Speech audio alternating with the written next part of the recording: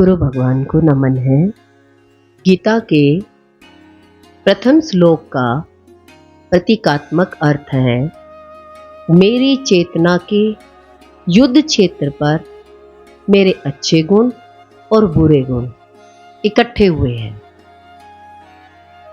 कोई भी परिस्थिति हमारे सामने आती है तो हमारे दोनों प्रकार के विचार आते हैं, बुरे भी विचार आते हैं, अच्छे भी विचार आते हैं। अब हमने देखना है कि मेरे मन की जीत हुई या हार हुई। आज मैंने क्या किया, किसकी जीत हुई। इस महायुद्ध के दौरान क्या मैं शांत रहा?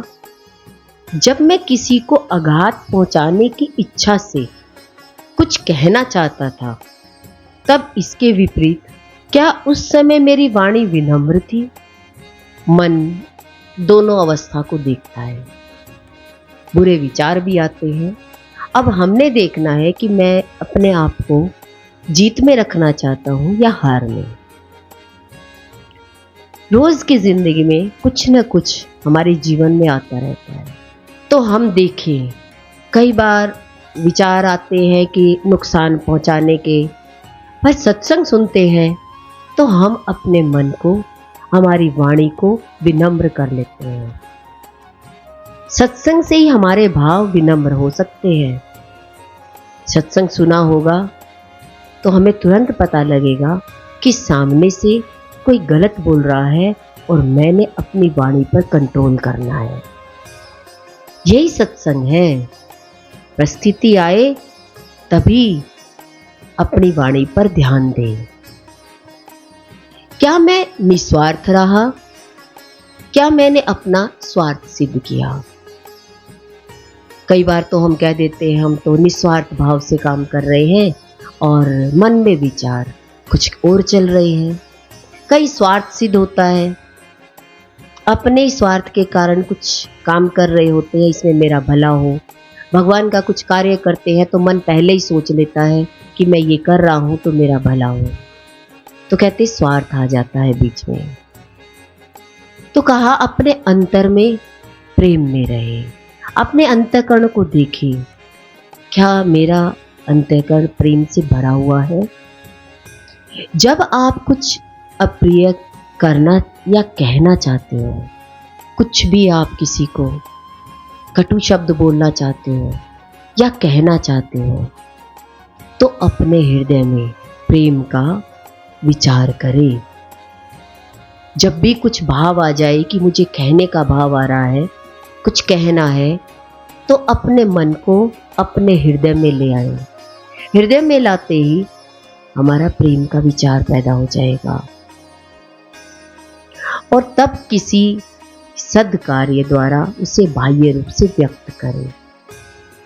फिर हम देखें कि जब प्रेम का विचार आ गया तो उस विचार को बाह्य रूप दे दो, कुछ भक्ति का, कुछ संकीर्तन का, कहीं सत्संग का बाह्य रूप दे करके उन विचारों को व्यक्त करें। अब हमने रोज देखना है कि मेरे मन के सामने युद्ध आता है तो हमारे भाव कैसे रहते हैं। यही है सत्संग, क्या हम समझ सकें। एक पुष्प की तरह बने। जब आप एक गुलाब को अपने हाथों से मसलते हो तो गुलाब आपके हाथों में क्या छोड़ता है? अपनी खुशबू। हम भी ऐसे भक्त बने कि हमारे अंदर भी कैसे भी सामने व्यक्ति हो पर मेरे अंदर के भाव चेंज ना हो। कहते भक्त के भाव कैसे होते हैं? क्षमा का भाव होता है, दया का भाव होता है। जीसस के सामने सूली पर चढ़ने का देखिए कितना बड़ा दुख सामने प्रकट दिखाई दे रहा है, तब भी उनका हृदय देखिए, भगवान इन्हें क्षमा करना। हम भी अपने मन को देखें। देखिए प्रेम वाला व्यक्ति आता है तो उस समय तो आप प्रेम की भाषा बोल सकते हो। सत्संग किस समय के लिए है? जब परिस्थिति आती है तो हमें सत्संग के वचन याद हो। हम सत्संग में ही नहीं गए होंगे तो हमारे प्रेम के भाव कैसे बनेंगे, हमारी वाणी विनम्र कैसे होगी, हमारी दृष्टि अच्छी कैसे होगी, हम अपने ऊपर तुरंत कैसे आ सकते हैं। कहते हैं अपने विचारों को इतना पॉजिटिव रखो कि 100 नेगेटिव विचार सामने से आए तो एक विचार 100 नेगेटिव को मार सके। देखिए, हम रामलीला देखते हैं या रामायण देखते हैं, तो रामायण में आप देखिए रावण की तरफ से कितने सारे तीर दिखाई देते हैं और राम की तरफ से एक तीर होता है। एक तीर 100 तीरों को काट देता है। ऐसे ही जब हम सत्संग में आते हैं तो हमारे जीवन में पॉजिटिव भाव ज़्यादा हो जाते हैं। तो 1000 लोग भी खड़े हों तो एक ही तीर काफ़ी है। पर हर एक व्यक्ति का प्रश्न होता है कि हमारे जीवन में इतने नेगेटिव विचार हैं, इतने नेगेटिव लोग हैं, हम उनसे कैसे निपटें। कहते सत्संग में जाओ, अपने आप को इस नेगेटिव विचारधारा से पॉजिटिव विचारधारा में इतना स्ट्रोंग कर लो, कितने लोग भी खड़े हो जाए आप सबको धराशायी कर सको। ये सत्संग के भावों से हो सकता है, बिना सत्संग के नहीं हो सकता। सभी संत करुणा और दया अभिव्यक्त करते हैं। सभी संतों के अंदर में करुणा और दया की भावना होती है। कैसा भी व्यक्ति उनके सामने आ जाए, वे करुणा से भरे हुए होते हैं कि सत्संग को समझे, विचार करे कि दुख के विचार प्रकट कर रहे हैं, इसको सुख में विचारों से भर ले। पर मन इतने सारे नेगेटिव विचारों से भरा हुआ होता है, वो अपने आप को संभाल ही नहीं पाता। देखिए, कोई व्यक्ति नेगेटिव क्वेश्चन भी करता है, हमें उनका आंसर पॉजिटिव में देना है। आपको अपने जीवन में ये देखना है कि मुझे सबका आंसर पॉजिटिव में ही देना है। पर सामने वाला व्यक्ति आपको नेगेटिव कर दे तो आपने उसका आंसर दिया ही नहीं। आप किसी को दुखी व्यक्ति आया है तो उसे आप खुश करके भेजेंगे या और दुख की भावना डालेंगे। गुरु हमें समझाते हैं कि हमने गुरु के सामने कितने भी प्रश्न रखे, नेगेटिव ही तो थे, हम पूरे नेगेटिव गए थे, पर गुरु ने हमेशा भगवान ही कह करके सबके प्रति भगवान का भाव पक्का कराया और खुद की पावर, हमारी पावर इतनी बढ़ा दी कि आज युद्ध के मैदान में कितने भी नेगेटिव लोग खड़े हैं पर अर्जुन के साथ भगवान है। ऐसे ही हम अपने मन को पक्का करें, कितने भी लोग मेरे सामने कैसे भी क्वेश्चन लेकर आ जाए, मैंने उन प्रश्नों का उत्तर खुशी के भाव में देना है। कैसे इसको पॉजिटिव किया जाए, ये हमने सोचना है।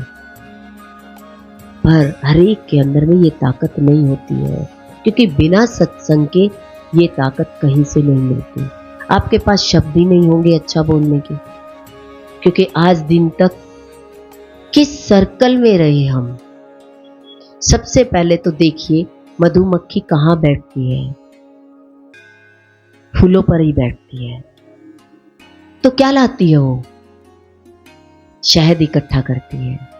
और वैसे नॉर्मल मक्खी देखो, गंदगी पर बैठती है। ऐसे ही हमारा मन किसी के नेगेटिव विचारों को सुनने में ही लगा रहता है, उसको वीक ही बनाता रहता है, तो वे संकल्प हमारे हो जाते हैं। उनके संकल्पों को हमें काटना पड़ता है, क्योंकि सामने वाले व्यक्ति ने आपको कितना नेगेटिव भाव में क्वेश्चन पूछा और आपने नेगेटिव में ही आंसर दिया।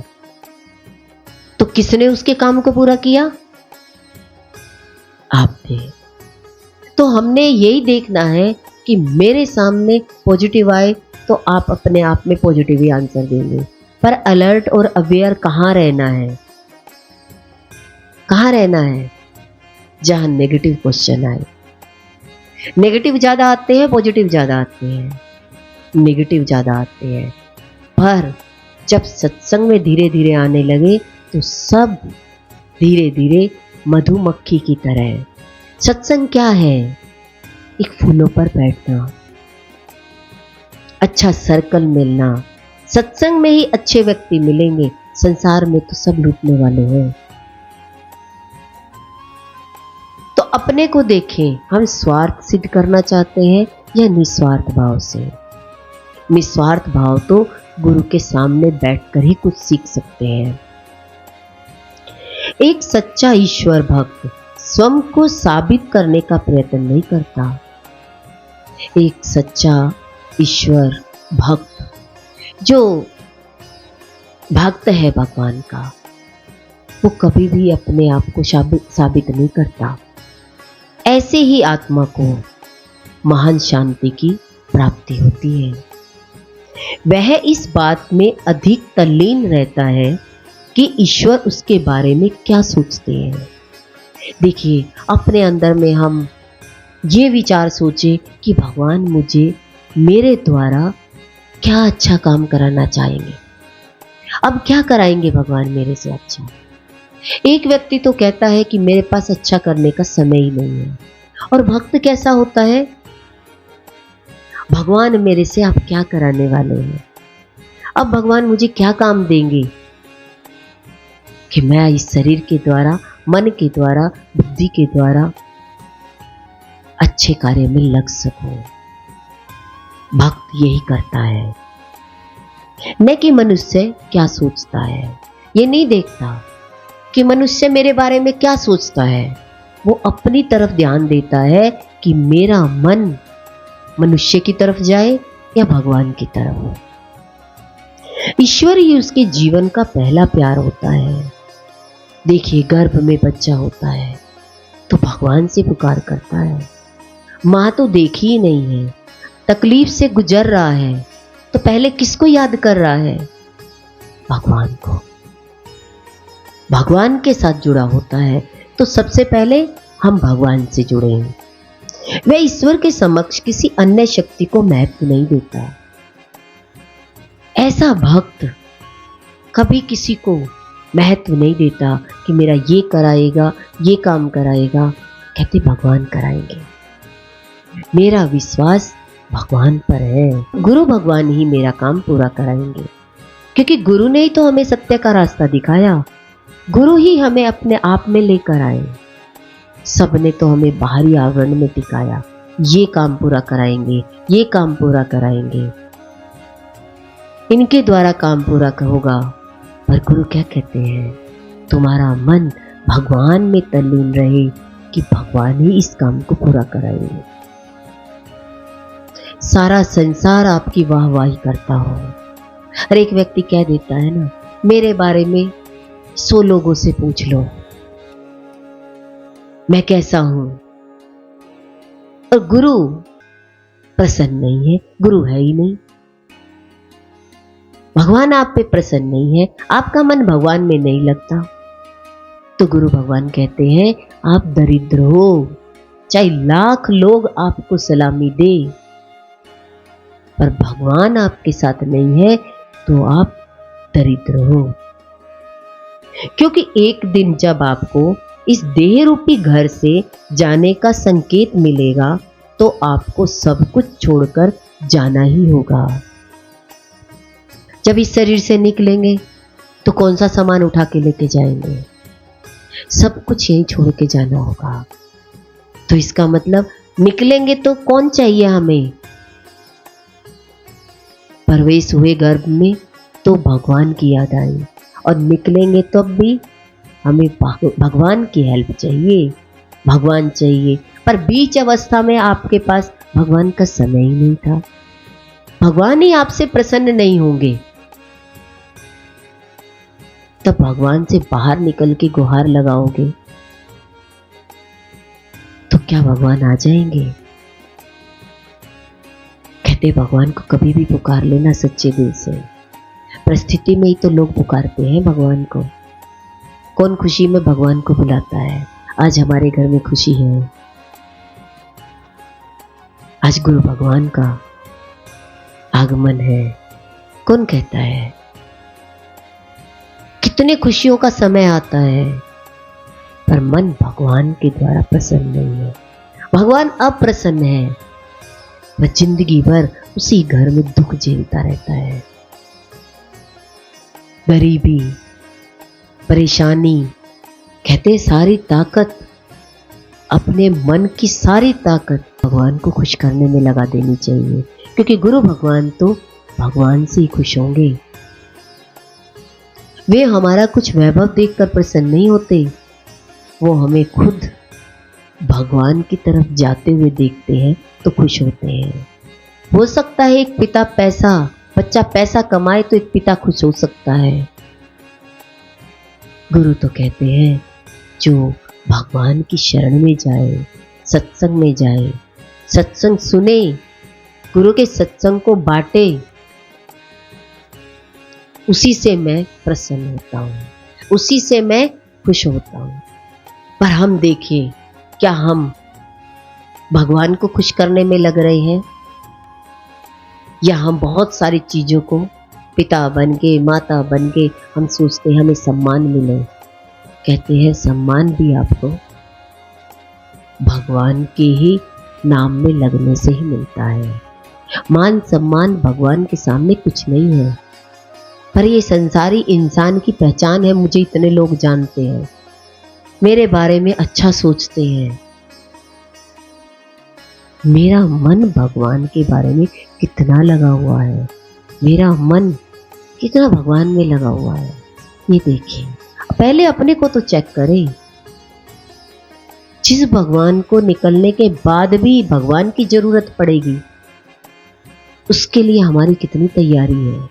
बीच का समय इंसान भगवान में लगाता ही नहीं है, चाहता सब कुछ है, पर भगवान की नगरी में आकर के भगवान को ही भूल गए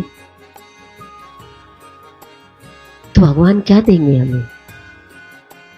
तो भगवान की तारीफ करनी चाहिए या अपनी तारीफ। यदि आपको ईश्वर की मान्यता प्राप्त है तो आपके पास सब कुछ है, क्योंकि मृत्यु के परे आप ईश्वर की मान्यता अपने साथ लेकर जाते हैं। एक सद्गुरु को इस बात की परवाह होती है कि दूसरों के प्रति उसका व्यवहार उचित हो। देखिए, एक सद्गुरु को क्या परवाह होती है, तुम्हारा व्यवहार दूसरों के प्रति कैसा है, तुम कैसे रहते हो। माँ बाप को अपने बच्चों की परवाह क्या होती है, भाई बहन आपस में मिलकर रहे। वही एक माता पिता यही चाहते हैं सारे भाई बहन एक होकर के रहे, पर नहीं रहते, क्या करोगे। ऐसे ही एक सद्गुरु को परवाह होती है कि जितने भी उनके सामने लोग आते हैं, साधक या भक्त आते हैं, उनको यही विचार करते हैं, यही परवाह करते हैं कि ये सबके साथ मिलकर रहे, सबको मिलने की कहते हैं, एक होकर के रहो। उनमें से कितने लोग गुरु की बात को मानेंगे, एक होकर के रहे। हर एक व्यक्ति का यही होगा कि मैं क्यों रहूं, इनको कहो। गुरु हमें क्या कहते हैं, बदले ना दुनिया बदल जाए हम, तभी मिलेगा परमानंद। सभी मन भटकते भटकते आए हैं गुरु के पास, सभी ने मन अपना संसार में लगाया है, पर एक होने के लिए नहीं, दो होने के लिए। और गुरु के दर पर भी आकर के दो ही देखा, तो गुरु भी यही चाहते हैं, एक होकर के रहे। देखिए, हम अच्छे कार्य करें और हमारे भाव ये है कि हम गुरु बन जाए, कोई दिलचस्पी नहीं होती संतों में। वे अच्छे कार्य कर रहे हैं अपने लिए, अच्छा कार्य करना है, ढूंढते हैं क्या अच्छा कार्य करें। और एक इंसान अच्छे कार्य से दूर भागता है। वे जहां कहीं भी हो, जैसा भी हो, केवल भला ही करना चाहता है। संत सबका भला ही चाहते हैं। वह व्यक्ति उस सुगंधित पुष्प की भांति होता है जिसके चारों ओर भक्त रूपी मधुमक्खियां इकट्ठी हो जाती हैं। जब एक व्यक्ति अपने जीवन में एक अच्छा व्यवहार करने लग जाता है, सबके साथ एक होकर के रहने लग जाता है, तो मधुमक्खियों की तरह लोग उसके पास बैठना पसंद करते हैं। हम अब अपने आप को देखें कि क्या हम अपने आप में साफ है, हम एक टेम्परेरी मक्खी तो नहीं है। सोचे, विचार करें, हमें भी गुरु जैसा बनना है। गुरु भगवान के अनंत अनंत शुक्राने हैं।